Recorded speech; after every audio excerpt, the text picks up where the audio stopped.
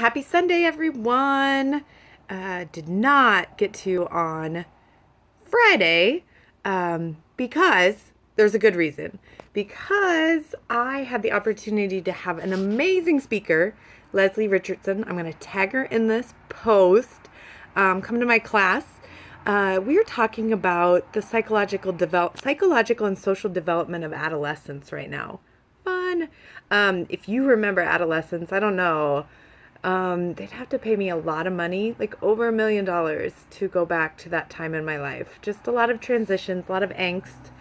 So we were talking about that in class, and that was kind of what we were talking about this week. We practiced doing some suicide assessments. Pretty deep stuff, but very, very important stuff. We also talked about when we use the word depression, what does that mean? I think sometimes we have to be careful with our words. What is depression actually like, and what does it mean? I had the opportunity a couple years back to hear Andrew Solomon speak, and he wrote The Noonday Demon. If you ever get a chance, please, please, please read that book. And he talks about kind of the stigma surrounding depression and the asking for help. He said even though he's a professor at Columbia, has wrote an international bestseller about depression. He cannot still to this, like a couple years back, he mentioned this. I don't know if this is still his experience today, but he couldn't call in depressed. Think about that. Think about that in your life. So kind of this week, it's a little bit heavier of topic, but related to what we were talking about. So what is depression? Also, thinking about asking your friends and family and whoever else that you come into contact with, have you ever thought about suicide? What and how come? Like what was happening in your life? What was going on? Start that conversation. Like I told my students, sometimes we think we're more powerful than we are, and that if we bring something up, like, have you thought about hurting yourself or killing yourself or anything, that we will prompt people to do that. We're not that powerful. So have those dialogues, have those discussions. We need to kick that stigma surrounding mental health. There's a lot of people hurting in the world, so we need to kick that. We need to kick that that silence and talk about these things. Talk about what's happening in people that we care about lives. So that was what we talked a lot about. And then we talked about eating disorders. Like I said, a little bit heavier of a week, but is really important week. So what I'm going to do too, and then we talked about like how to determine who you are.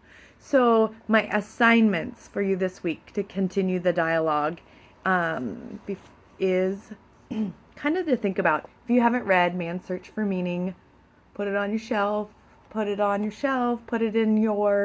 nightstand, put it in your mind. Beautiful, beautiful stuff. So my students had a questionnaire that they filled out this past week that they had to think about, and it's talking about how to determine who you are. So this is the other part of the assignment, is to think about these questions. What do I find satisfying, meaningful, and enjoyable? Only after you identify what is meaningful and gratifying will you be able to consciously seek involvement in activities that make your life fulfilling and avoid those activities that are meaningless or stifling. Think about that. What brings you joy? What are some things that you like to do, and instead you say yes to other things? So think about, what do I really get passion from? What gives me purpose in life? And honestly, I have to say that me having the ability to be in the classroom, that gives me immense meaning. Also, to take part in the arts. I got to go to a story slam last week in Omaha. Totally cool. If you get a chance, hit those up. I also got to go to an Omaha Table Talk, which we talked about race and representation in the media. And then I got to sit at a table full of individuals and have deeper conversations. So again, my cup was full for this week. And I spent it doing things that matter to me. What is my moral code? One possible code is to seek to fulfill your needs and to seek to what you find enjoyable, but doing it in a way that does not deprive others of the ability to fulfill their needs. So think about, do you have a moral code? What is your moral code? What are my spiritual beliefs?